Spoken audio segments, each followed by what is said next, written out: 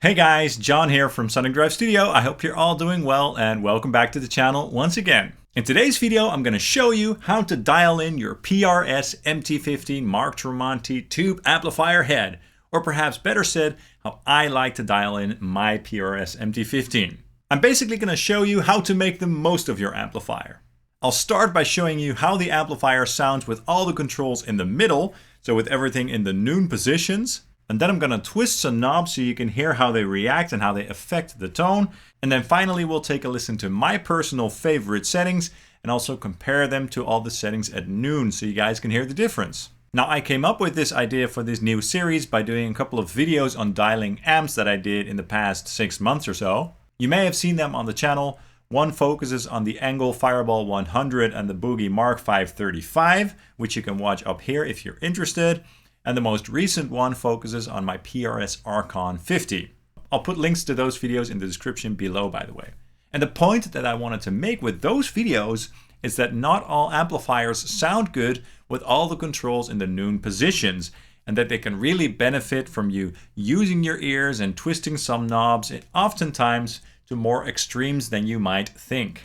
Now, some of you will probably think, duh, use your ears and twist some knobs. How hard can it be to dial in an amplifier? And if you think that, that's absolutely fine. But do keep in mind that some people actually believe that all amplifiers should sound good with all the controls in the noon positions, or at the very least, they use that as a baseline or starting point. And there also might be people watching this right now who perhaps are a little bit less experienced or are new in dialing in amps and they just want some tips and tricks. Or maybe you are interested in this amplifier and looking at getting one, and you're just interested in seeing how the controls react and how different settings sound. So yeah, but in my normal demo and review videos, I basically show you my favorite settings and how I think that the amplifiers sound good. But this series will give me a good opportunity to just twist some knobs and see what happens basically. And also to see what happens in between the settings. So that's kind of cool and interesting. But yeah, believe me, even with my collection of amplifiers, I still discover new and cool settings with my amplifiers that I hadn't discovered before, so it will always be a learning experience. And the never-ending quest for tone is a real thing, which I enjoy, by the way. Anyway, enough babble, let's move on to the cheese. Okay, so for this video, for the MT15, we're going to focus on a high-gain metal or rock rhythm tone. So the goal here is to get a nice and chunky tone with plenty of saturation, plenty of body, good string separation, and also plenty of clarity. And for this purpose, with this amplifier, we are going to use the lead channel, of course, because the clean channel on this amplifier is very, very clean. And we're going to start by taking a listen to how this amplifier sounds with all the settings in the middle. So the presence setting in the middle, the gain setting, and also the 3-band EQ.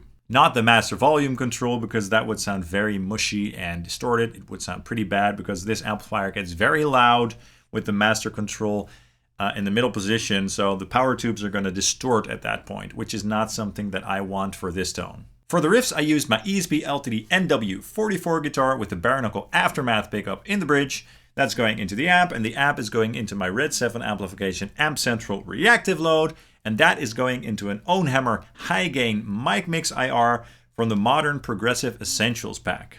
Okay, let's go ahead and take a listen right now.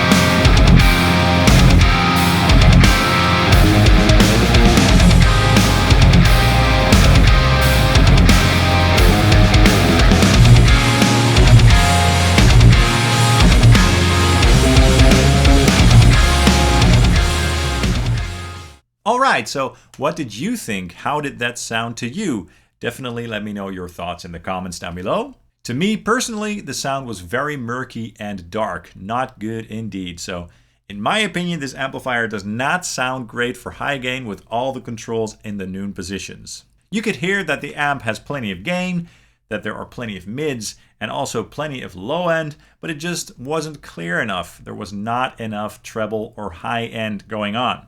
And this will lead some people to believe that this is a dark sounding amplifier, but that does not necessarily have to be the case. Sometimes you just gotta twist some knobs to get a great sound. It's that simple. Now what I'm gonna do is loop the riffs and then twist the knobs on the amplifier so you can hear how they sound and how they react. Let's check it out.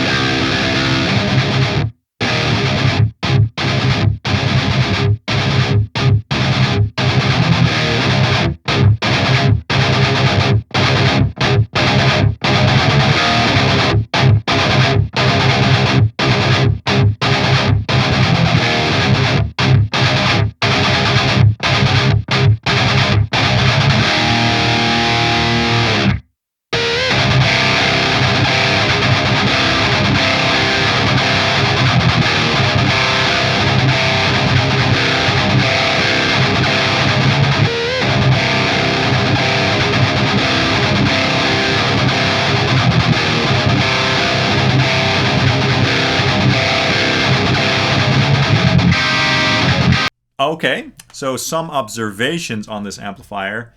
I don't think that this amplifier sounds very good for sort of classic low gain crunch settings, to be honest. It can kind of do that, but it won't ever sound as good as a crunch of a Marshall. So I think that the lead channel was clearly made with high gain tones in mind. And the presence and treble controls definitely sound much better when they are cranked to about 2 or 3 o'clock or somewhere in between there. That really opens the amplifier up. And when I turned the treble control to around 2 o'clock or so, there suddenly was quite a big change there, so that's also interesting. So the taper on that pot is far from linear, as you can hear. And the mid control is also very musical sounding, which is cool. For leads or more fat rhythms, you could easily crank up the mids to get a more fat and warm sound, basically. Okay, now let's take a listen to my personal favorite settings and then also compare them to the amplifier with everything at noon so you guys can hear the difference. Let's check it out.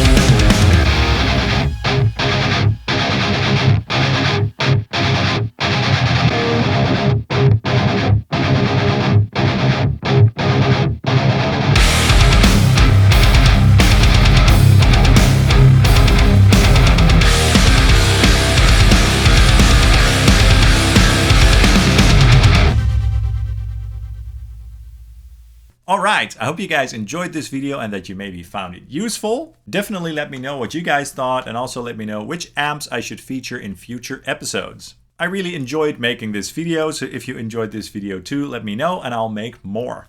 That's all for this video. I hope you enjoyed it. Please hit the like and subscribe buttons down below, as that really helps the channel out. I'd usually appreciate that.